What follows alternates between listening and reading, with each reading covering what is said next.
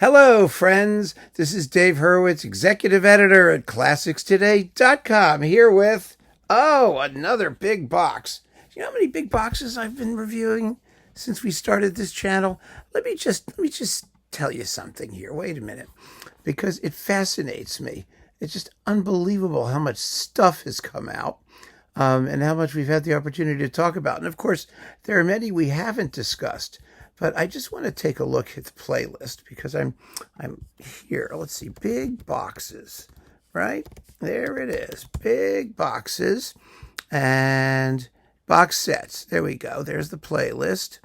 And it has 800, exactly, 800 episodes, 800 big box videos in the past, well, I guess it's been, 5 years?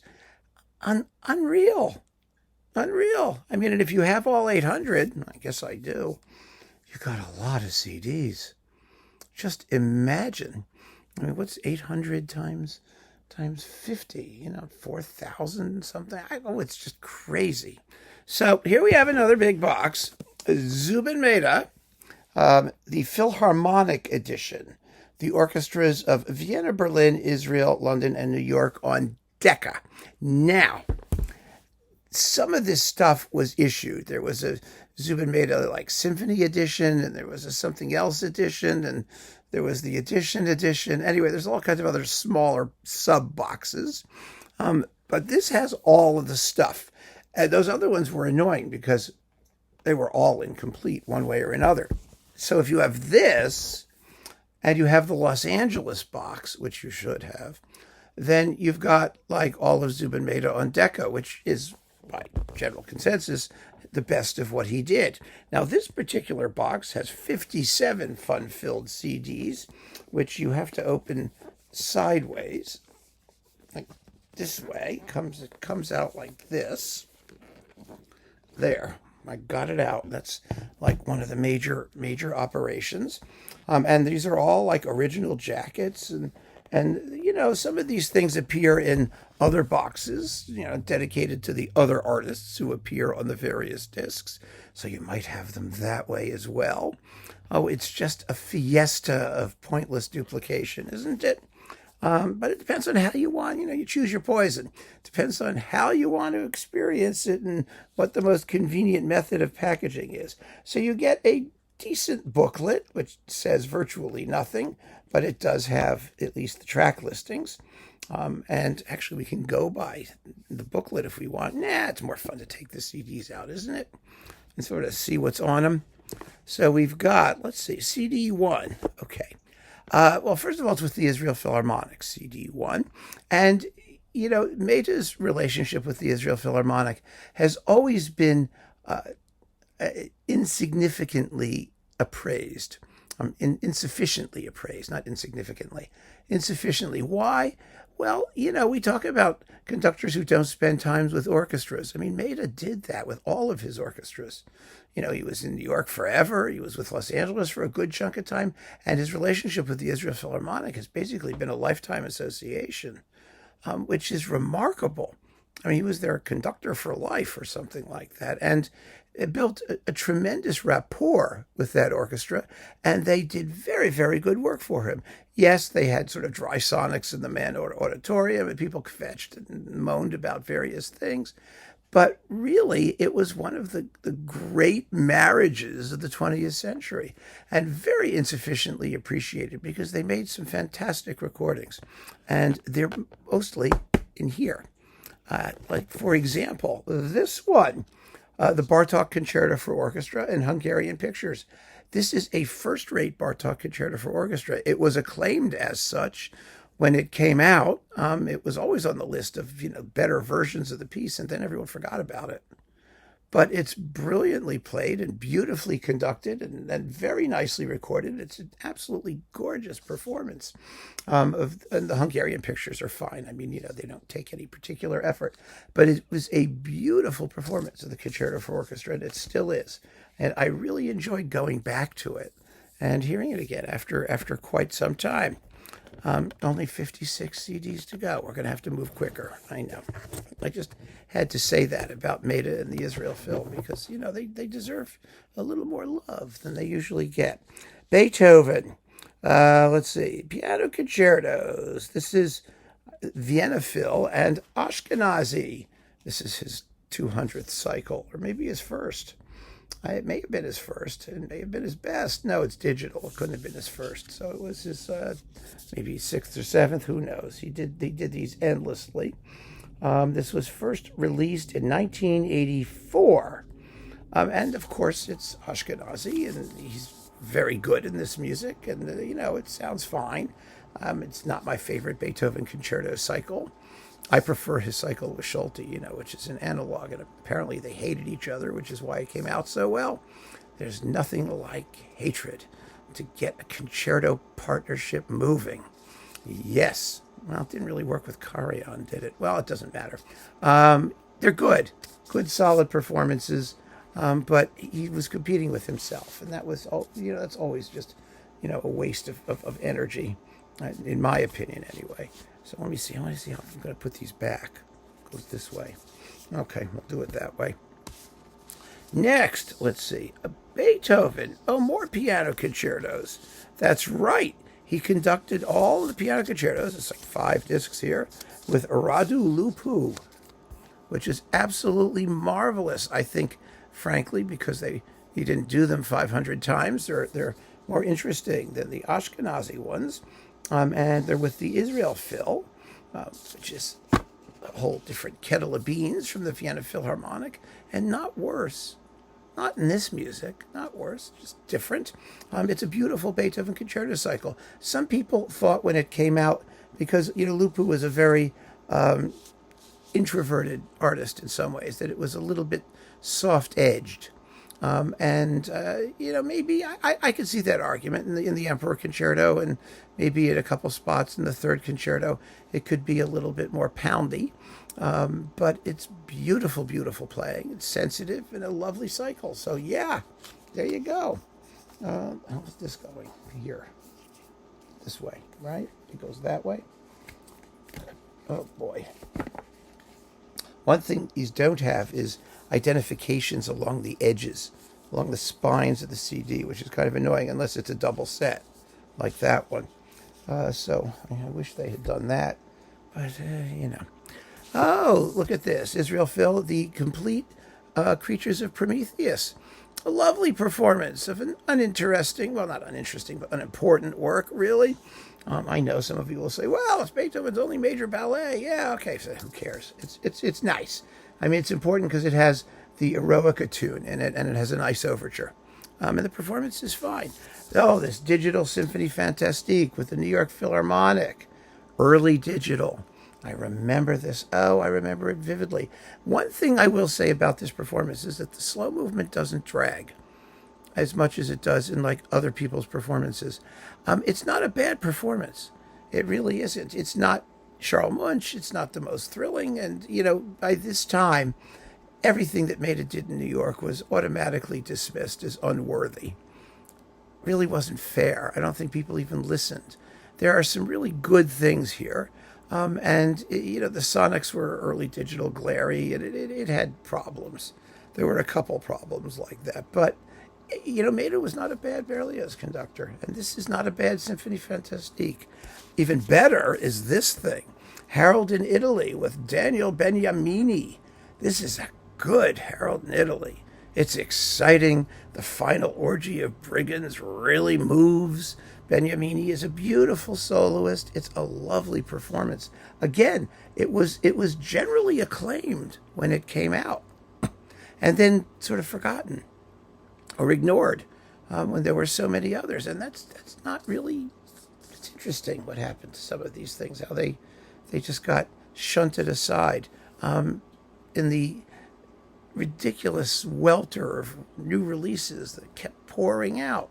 How could you keep track of all these things? How could you remember all of these performances?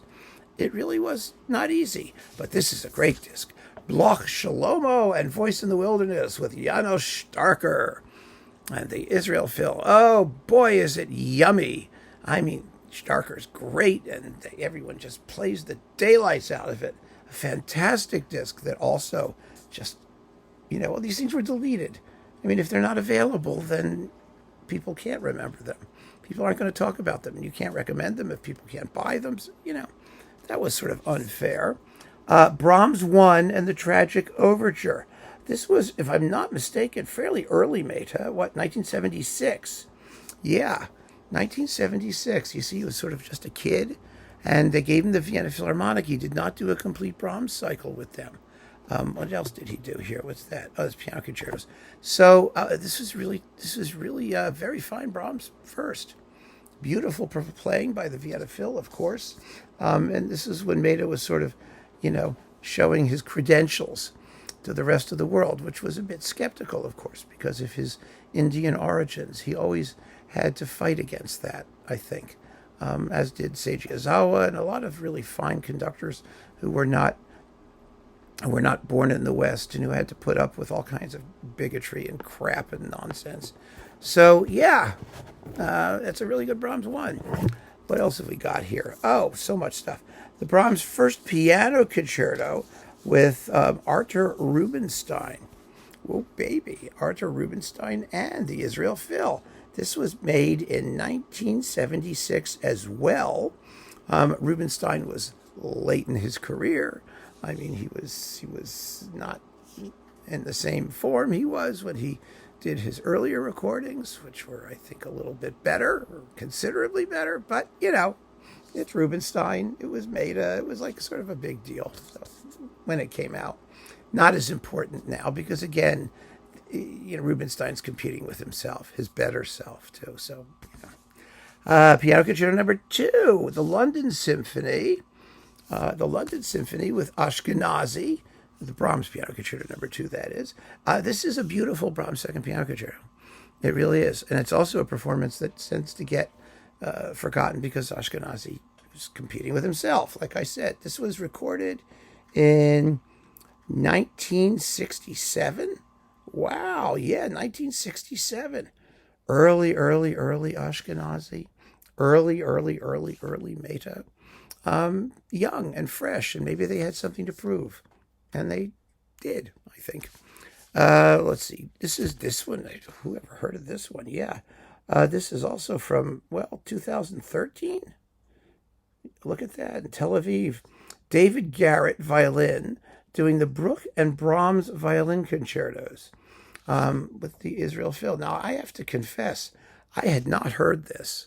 I saw it in the box. I don't remember it coming out. I remember absolutely nothing about it. I don't remember seeing it in 2014. It's a very full coupling, and the performances are really lively. The Brahms is I think, a fiery performance.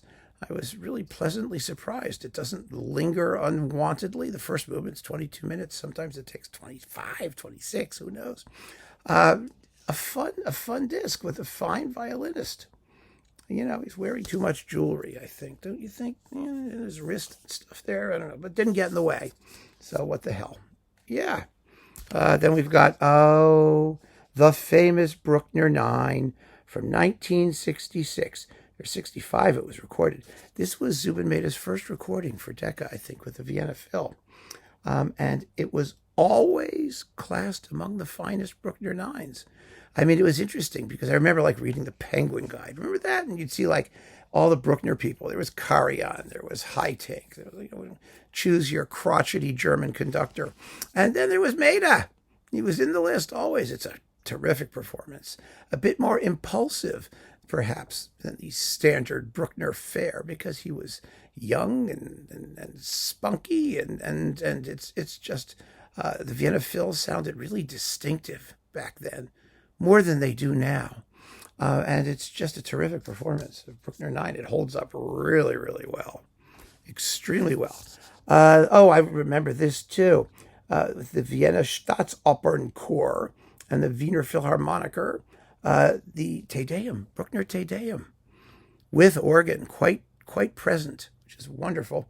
And the Mass number 2, which is just for winds, for chorus and winds. And oh my goodness, it's exciting and it's fun. It's not as massive as some other performances, but boy, there were not many recordings of the Bruckner Te Deum around, I remember.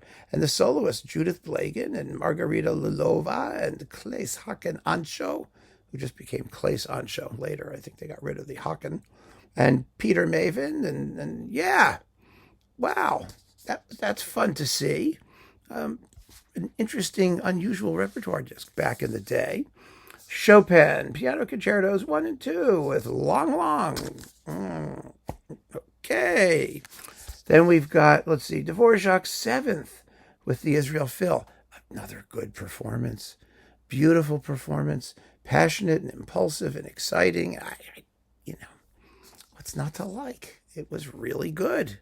These things just went out of print. That's all I can say about them. And then we've got, let's see, Zubin Mehta, the Berlin Philharmonic. Applause. Dvorak Cello Concerto. And then we've got Strauss Don Quixote with Misha Maisky and Tabea Zimmerman. I guess these are live. First release on Deutsche Grammophon. Yeah, that's what I thought. It's not just Decca stuff here. Of course not. And let's see. So there you go, from 2002. Maisky always was sort of hot and heavy when it came to the Dvorak. He just, emotes all over the place. And the Don Quixote, well, Mehta was a wonderful Strauss conductor. He did Don Quixote more than once, and this is sort of a souvenir. Not a necessary release, but what can I tell you? And all these people, like I said, they just keep competing with themselves. As I get older, I have less and less patience for that. Just find the good one and forget about the rest of them. You know what I mean? Then we've got, let's see, Shlomo Mintz. Oh, he was a fine violinist in his day. I do remember him playing the Symphony Espagnole, actually this piece, which I detest. But, and this was a DG digital. Yeah, this was in the early digital days with the Israel Phil, but it's a good Symphony Espagnole with the Vieux Temps Violin Concerto No. 5 and the Saint-Saëns Introduction and Rondo Capriccioso. A fun disc of French violin music, even if the Symphony Espagnole makes me gag. It just does. I can't help it. That first movement. Oh, bum, bum, ba, dun, dun, dun, dun, bum, bum, bum, bum, bum, bum, bum, blap, blap. Oh. Ugh, God. Okay. This is lovely. Vienna Phil, Liszt Les Préludes, and Wagner, Lohengrin Préludes, and the Parsifal Prélude, and the Meistersinger Prélude. Along with, the Liszt Les Préludes is the prelude to all the preludes. Isn't that cool? This decent concept, lovely performance, beautiful, beautiful, beautiful. The Vienna Phil. Oh, yes. Oh, baby. Mahler 1 with the Israel Phil. This is one of the great underrated Mahler 1s. It's terrific. It's exciting. It's just fantastic. Why don't people talk about this performance anymore? I do. I remember. I mean, he gets through the finale in 18 and a bit minutes, not 22. It's exciting. And it's wonderfully colorful. And they all just are up for it. It's just terrific. Why were these Israel Phil recordings so roundly ignored? It's so unfair. I mean, the injustice of it just irks me. I just feel irked. All right, what else have we got here? Well, let's take another clump. Here we go, a little clump. The Mahler 2 with the Vienna Phil. This was one of the great Mahler 2s and one of the great Vienna Mahler performances. I mean, Mehta really got them to play, and then they sound terrific. And you've got Ilyana Kotrubos and Krista Ludwig as the soloists. What is not to love? Absolutely terrific. So there we go. Mahler 4 with Barbara Hendricks and the Israel Phil. I remember exactly where I was when I bought this record. I was at Cutler's in New Haven next to the Yale Co-op, looking through the new releases. This was maybe the first Decca digital recording. I didn't even know what digital was. It had digital all over the cover. It was on London then. It wasn't even Decca. This is the Decca cover. And the sound was horrible. Just horrible. It's a mess. It was so sad. I don't know what went wrong, but this, the tempos are right and the The shaping is right, but it just sounded awful, and it still does, as far as I'm concerned. It's just not a Mahler 4 worth considering. What a pity. The Mendelssohn Octet, the orchestral version with the Israel Phil. Well, that's nice. There's nothing not to like there. Only 30 discs to go. Aren't we doing well? Okay, Mozart with the Israel Philharmonic. Symphonies 34, 39, 40. Eine kleine Nachtmusik. Okay, I mean, there's just too much Mozart out there. This is not bad. It's not great. And there's no reason to spend any more time over it. There's tons and tons and tons of great Mozart, and that's okay. Paganini Violin Concerto No. 1 with Boris Belkin. Well, that was noisy. I mean, Paganini's fun. It was enjoyable and violinistic. More Paganini Violin Concerto No. 1. Who's this one with? And you've got the Chausson Poème and Waxman's Carmen Fantasy and Nathan Milstein, the Paganiniana Variations for Violin Solo with Sayaka Shoji. Obviously paid for by the Sayaka Shoji fan club. Recorded in 2000 in Tel Aviv. Goodness gracious. Yeah, one of those child prodigy things that, they play well, got the notes, and it's a good program. Actually, it's a fun program. You don't have to care about it, but it's fun. So now we have La Fanciulla del West. Well, this is the recording, the one to have. We don't need to talk about it more. Everyone knows it. It's fabulous with Carol Devlin and Placido Domingo. And Turandot. Woof. The amazing Sutherland Pavarotti Turandot with Caballé. Absolutely fantastic. It's in Pavarotti boxes and Sutherland boxes and Caballé boxes and Puccini boxes and boxes of boxes. So we all know about that. Sarasawi, it's got Perlman. Okay, that's always fun. With the New York Phil. This is another one of those, Carmen Fantasy, Chausson Poème, Sanson Havanese, Ravel Tzigana. Ugh. And the introduction, Rondo Capriccioso, also by Sanson. Lovely Perlman disc. Nothing to fetch about. Schubert. Oh, yes, the Schubert cycle. The whole Schubert cycle. Here it is on 6 discs. And I have to say, first of all, you also get Gottfried von Einem's Symphony No. 1, the Philadelphia Symphony. So that's a novelty. That's coupled with Schubert for reasons nobody needs to know or care about. And you also get the Rosamunde Musik here. And let's see, anything else? Yeah, that's plenty. Really a fine Schubert cycle. It's also totally ignored with a good, great C major finale and a fine unfinished. Oh, yeah.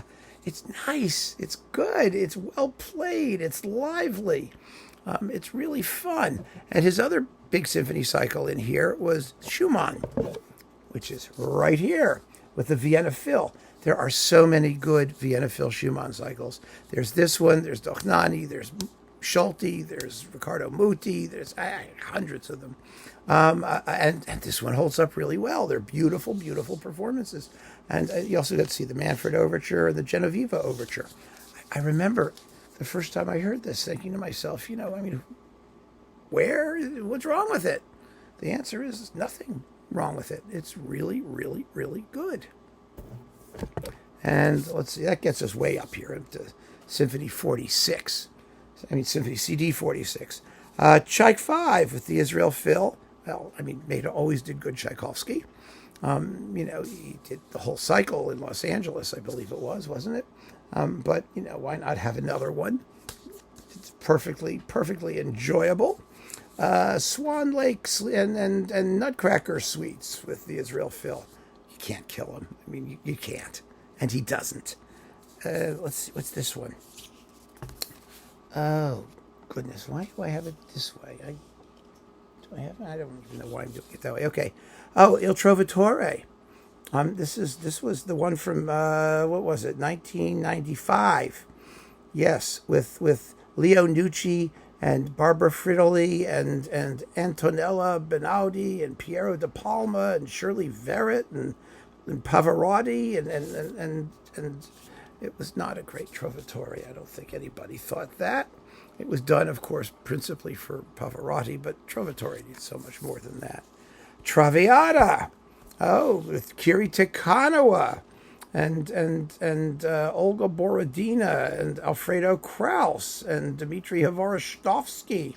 Yeah, these were done for the Maggio Musicale Fiorenza.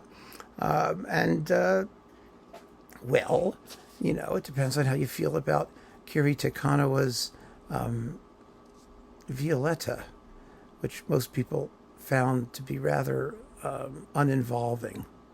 And I agree with that, frankly. But what can you do? There it is.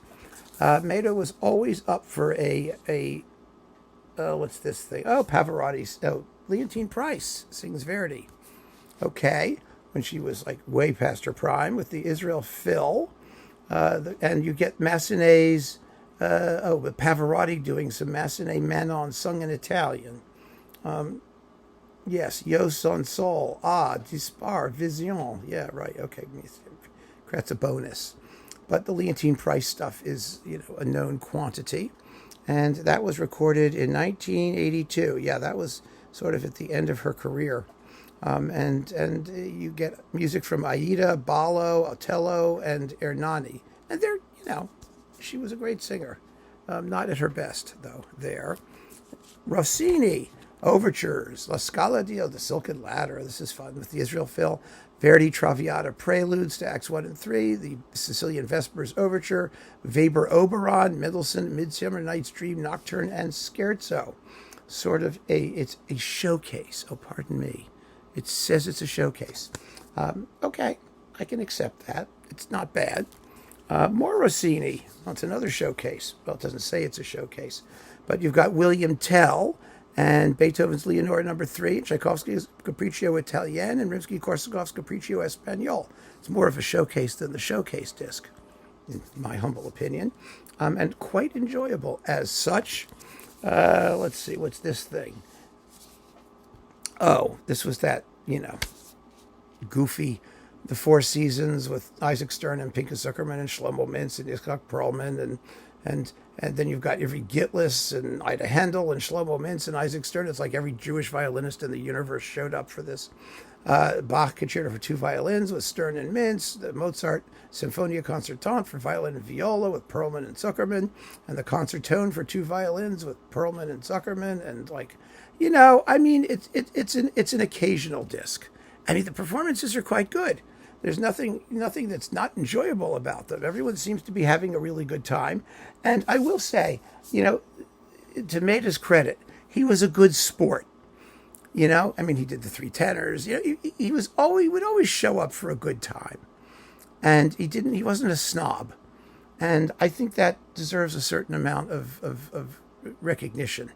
He understood that sometimes the music is just there for the simple pleasure of the audience and to, get everyone together and enjoy themselves. And they did, so that's fine. And last but not least, a disc with the London Phil from 1998, live from the Royal Albert Hall. It's the Georg Solti Celebration. I guess they were celebrating Solti. So you've got like bits of things. We don't even need to go into it. It's just a Solti celebration. Ha ha! We're celebrating. But again, it shows, Mehta's willingness to just participate and do a good job, always. He always brought his A game to these events, so that's fine.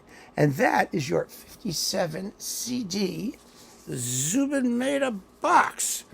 And quite frankly, it's a very, very, very good box. I mean, some of the stuff, like I said, it's very well known, and you probably have it 100 times over. But, this is seriously fine conducting by a genuinely talented guy who made way too many records, as so many of these people did back in the day when the record companies couldn't get enough of the same things. I think that especially the Israel Philharmonic stuff is really worth your time and worth considering. It's the evidence of a really, really first-class artistic partnership. So there you have it, my friends. A important and well put together and exciting box, which I expect will be in print for about 10 minutes. So get it while you can if the repertoire interests you. And if you follow Zubin Mehta, and you should, he was a major, major force in the 20th century. I mean, he's not gone yet, but he's not well.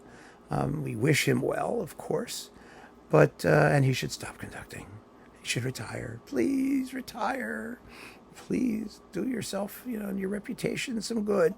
Anyway, keep on listening, friends. Thanks for joining me. Take care.